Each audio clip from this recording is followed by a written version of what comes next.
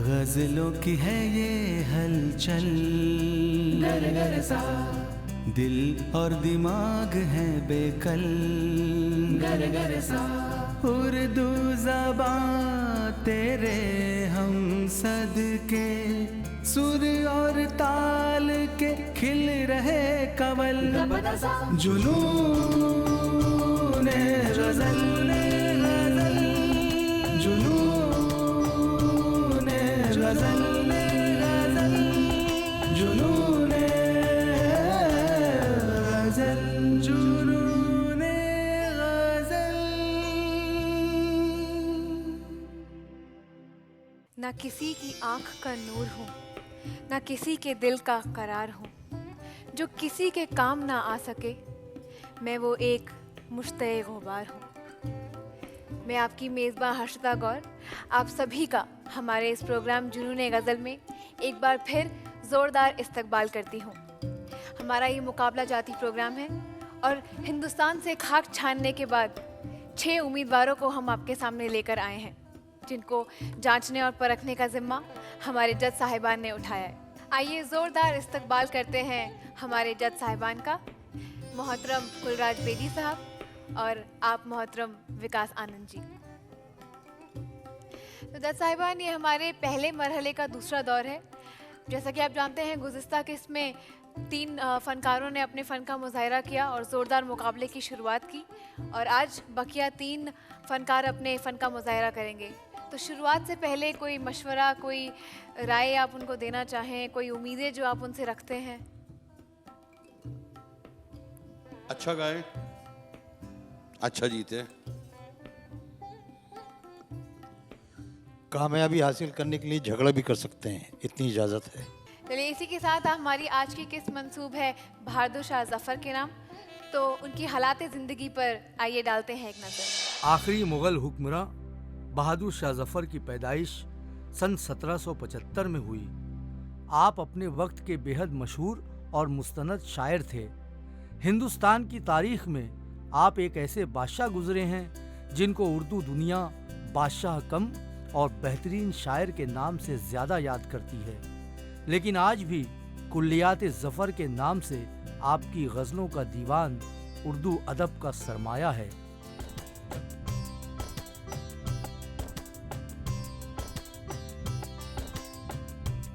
उनका ये शेर उनकी ज़ात पर ही सादिक आया कि कितना है बदनसीब ज़फ़र दफन के लिए, 2 गज़ ज़मीन भी न मिली कुए यार में। बड़ा दुख हुआ कि फरंगियों ने रंगून में उनको कैद कर दिया। जी हाँ, और बदनसीबी देखिए कि वो रंगून की जेल में उनको कब्र भी नसीब हुई, अपने हिंद में वो वापस भी नहीं आ पाए। ऐसा क्यों? अगर वो हिंदुस्तान वापस आ जाते तो इनकलाब हो जाता सर। यहाँ पर एक बार जंग आज़ादी फिर छिड़ जाती। मतलब इस बात से फरंगी आगाह थे। वो अजीमो शान शहंशाह जिनकी क़यादत में 1857 की लड़ाई लड़ी गई, वो अपनी आखिरी सांस तक सिर्फ इसी उम्मीद में रहे कि उन्हें अपने मातृ वतन हिंदुस्तान में सांस लेने का मौका मिलेगा। चलिए, आज़ादी तो हमें मिल ही गई, अब उनको खराज अकीदत पेश करने के लिए हम बुलाते हैं अपने मेहमान फ़नकार हर्ष व्यास जी को। ना किसी की आँख का नूर हो, ना किसी की आँख का नूर हो, ना किसी के दिल का करार हो, ना किसी की आँख का नूर हो, ना किसी के दिल का करार हो, जो किसी के काम ना सके, जो किसी के काम ना आ सके। मैं वो एक मुश्ते गुबार हूँ, न किसी की आँख का नूर हूँ।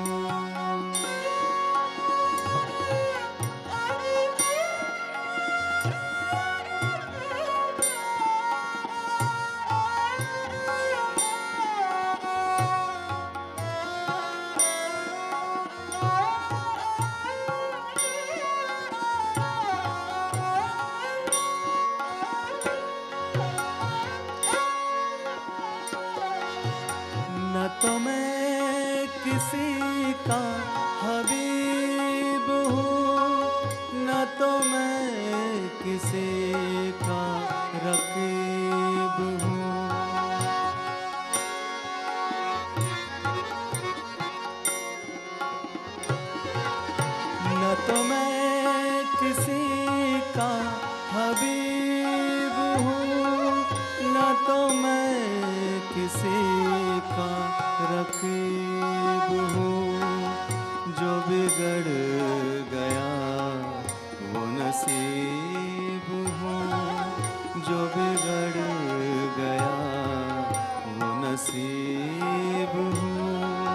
जो उजड़ गया वो दयार हूँ, न किसी की आँख का नूर हूँ, न किसी के दिल का करार हूँ, न किसी के आँख का नूर हूँ।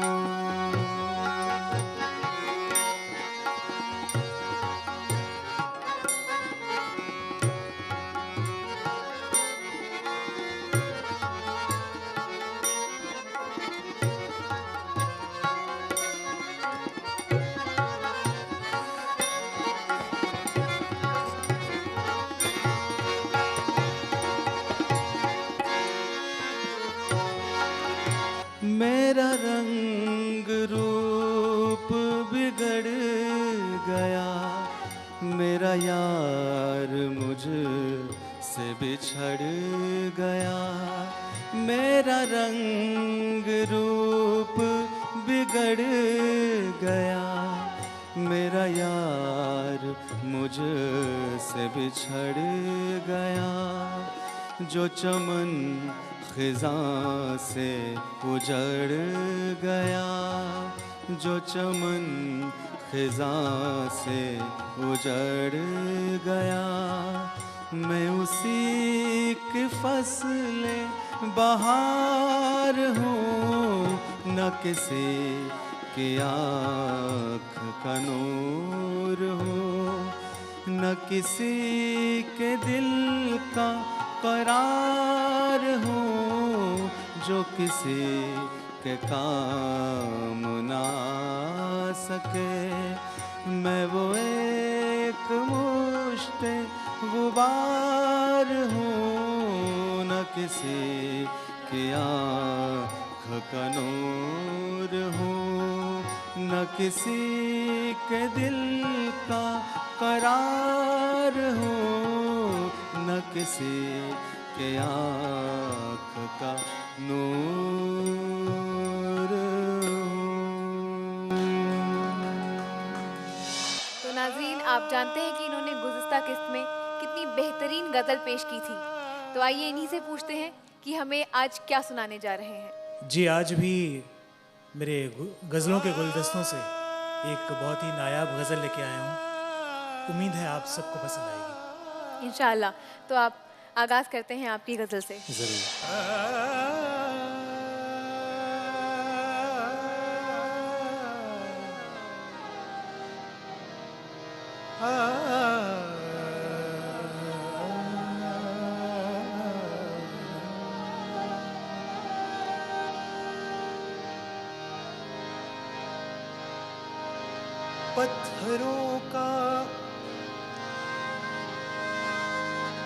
पत्थरों का शहर और हम तन्हा सर को फोड़ेंगे। पत्थरों का शहर और हम तन्हा सर को फोड़ेंगे। दरे सनम तन्हा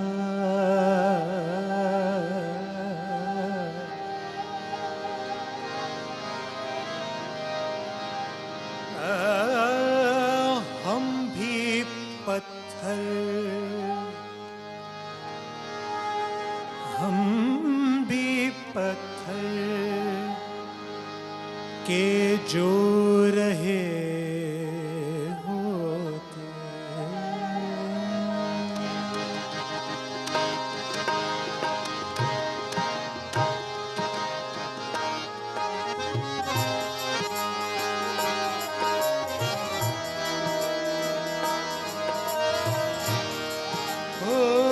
हम भी पत्थर के जो रहे होते। हम भी पत्थर के जो रहे होते, सारे दुनिया दुनिया सारे दुनिया के गम सहे होते, हम भी पत्थर के जो रहे होते।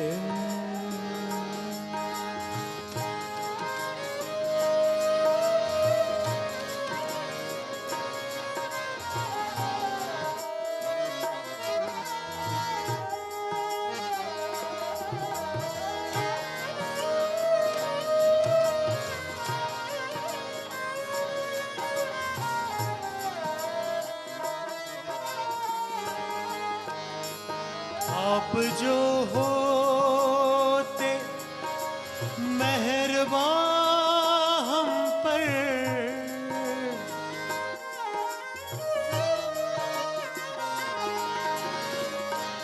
आप जो होते, आप जो होते, आप जो होते मेहरबान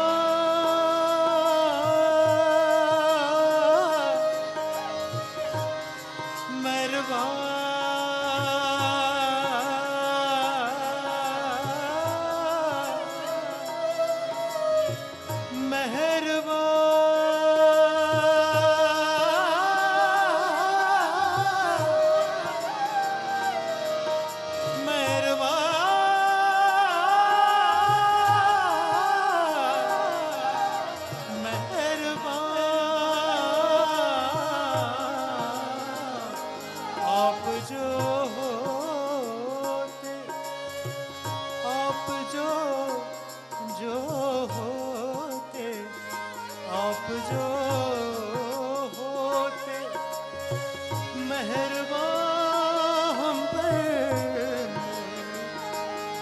शेर दिलकश, शेर दिलकश, शेर दिलकश कई कहे होते हो, शेर दिलकश कई कहे होते, सारे दुनिया दुनिया दुनिया सारे दुनिया के गम सहे होते,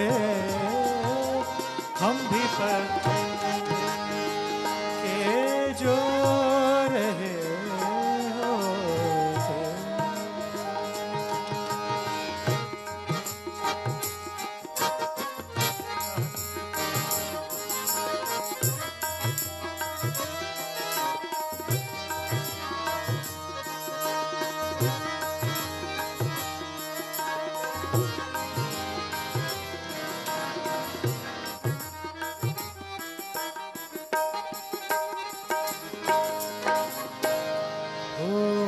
वक्त रुकता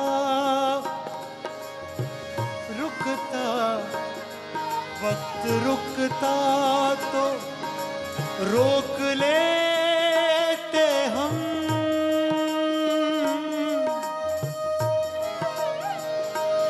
वक्त रुकता तो रोक लेते हम,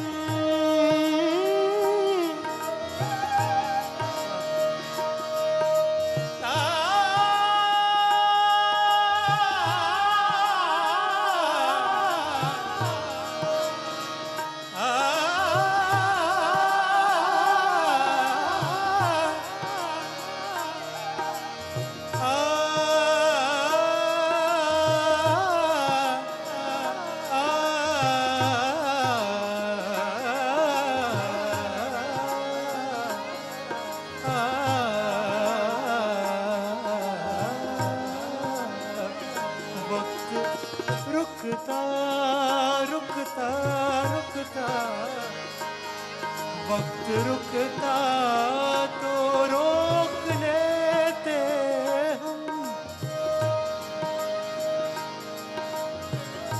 सारे दुनिया दुनिया दुनिया, सारे दुनिया के गम सहे होते।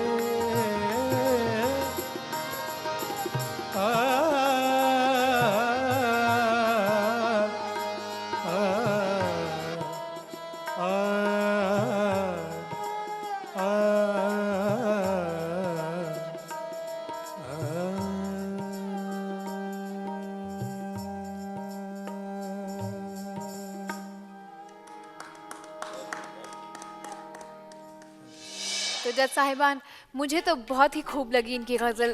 आप क्या कहना चाहेंगे? मुझे भी बहुत ही खूब लगी इनकी गज़ल, लेकिन एक चीज़ ज़रूर कहना चाहूँगा कि जी पहले से बेहतर, शुक्रिया सर, आगे इंशाल्लाह इससे भी बेहतर। इंशाल्लाह।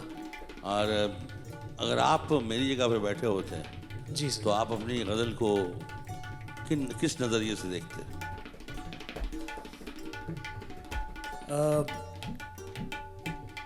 सर आपने मुझे, मैं सुरों की बात कर रहा हूँ।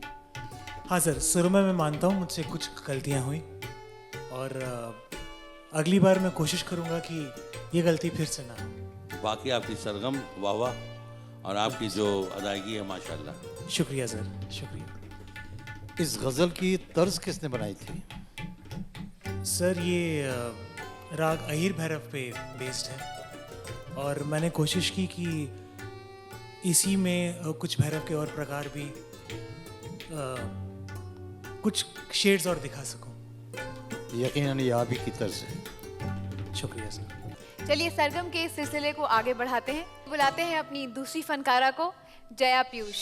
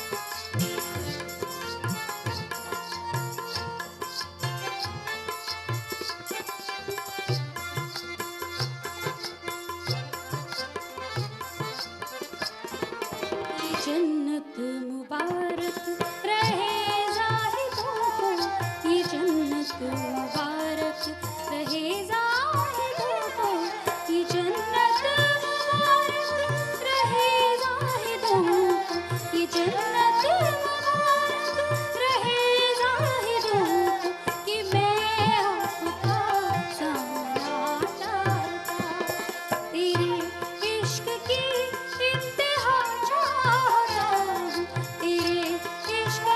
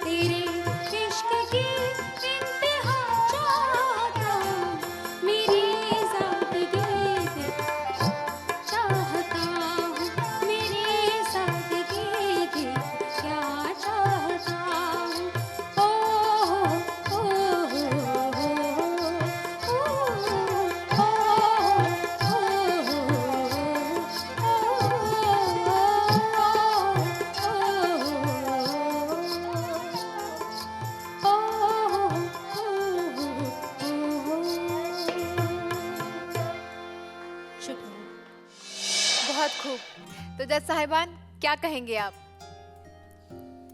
पहले तो मैं ये पूछूंगा इस गजल के शायर का नाम क्या है? ये इकबाल साहब की गज़ल है। किनकी? इकबाल साहब की है। हज़रत अल्लामा इकबाल। बस इतना ही कहूँगा कि आपकी जो गज़ल में सादगी थी वो आपकी सादगी से बिल्कुल मिलती जुलती है।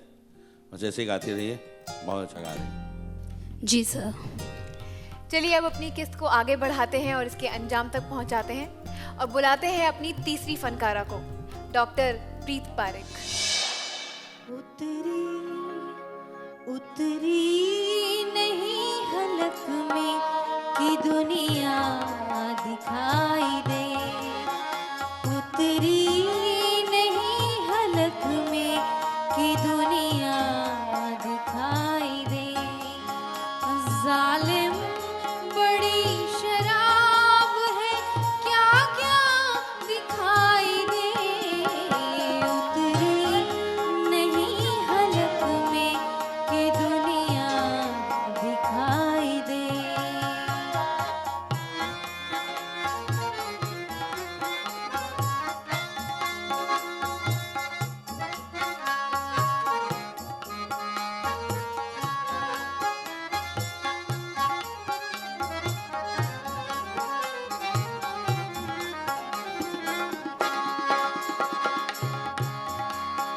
होठों से क्या लगी कि लगी छूटती नहीं।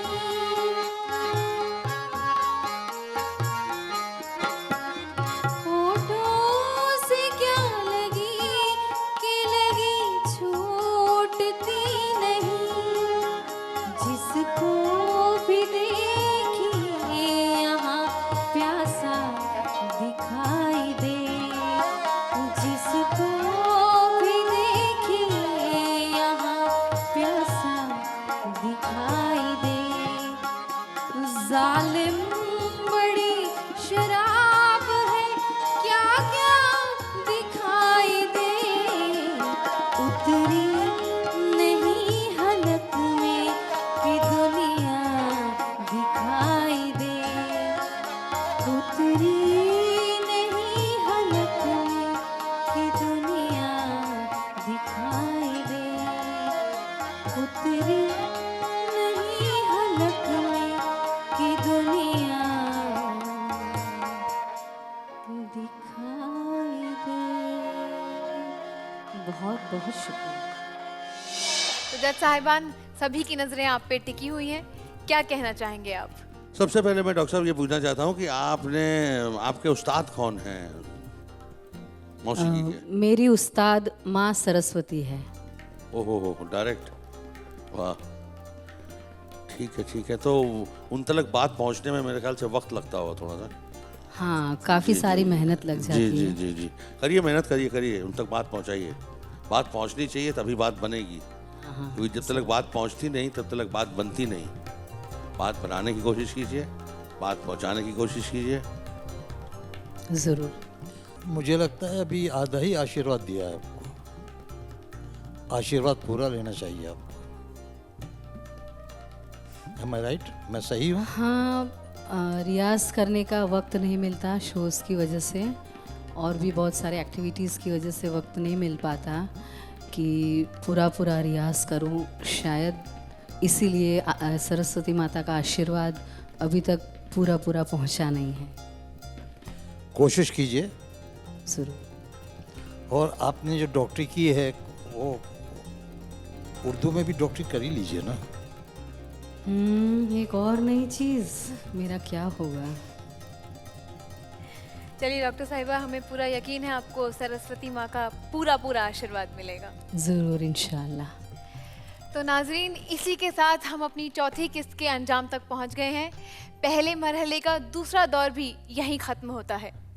ज़ोरदार मुकाबला तो शुरू हो ही चुका है और अब अपनी पांचवी और छठी किस्त में हम जाएंगे अपने दूसरे मरहले पे। तब तक के लिए इस खादमे उर्दू को इजाज़त दीजिए। खुदा हाफिज़।